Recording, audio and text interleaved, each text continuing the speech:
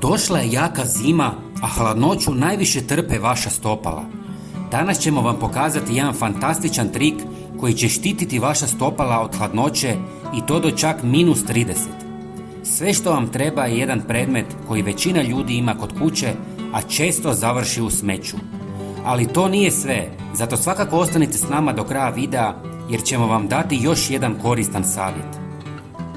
Kada popijete mlijeko ili sok, logično je prazan tetrabak baciti u kantu za smeće.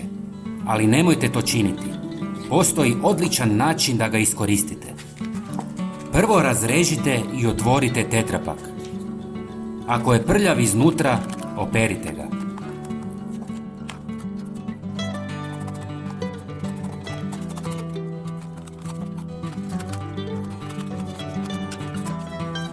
Kada ste ga izrezali, prerežite ga na pola.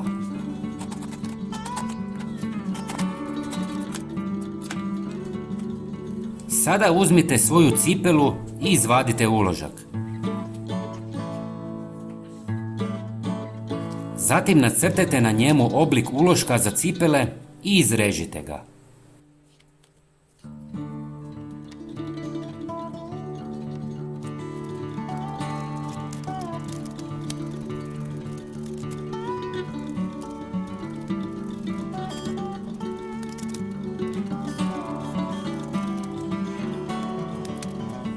Iz cipela ili čizama koje nosite zimi izvadite uložak pa stavite ovaj koji ste napravili od tetrapaka i to folijom okrenutom prema gore. Nakon toga vratite originalne uloške na njihovo mjesto preko onih koje ste sami napravili. I to je to. Vrlo je jednostavno.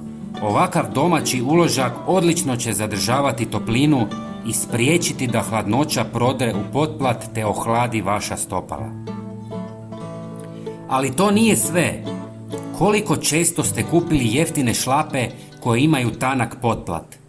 Već nakon par minuta stajanja na hladnom podu osjetite hladnoću. Ali tom problemu je došao kraj. Ove fantastične uloške možete staviti i u šlape i nećete više nikad osjetiti hladnoću.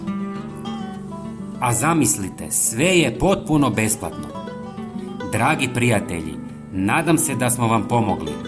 Bilo bi nam jako drago da podijelite ovaj video sa svojim prijateljima i pretplatite se na naš kanal. Vaša podrška nam puno znači. Hvala vam puno. Pozdrav!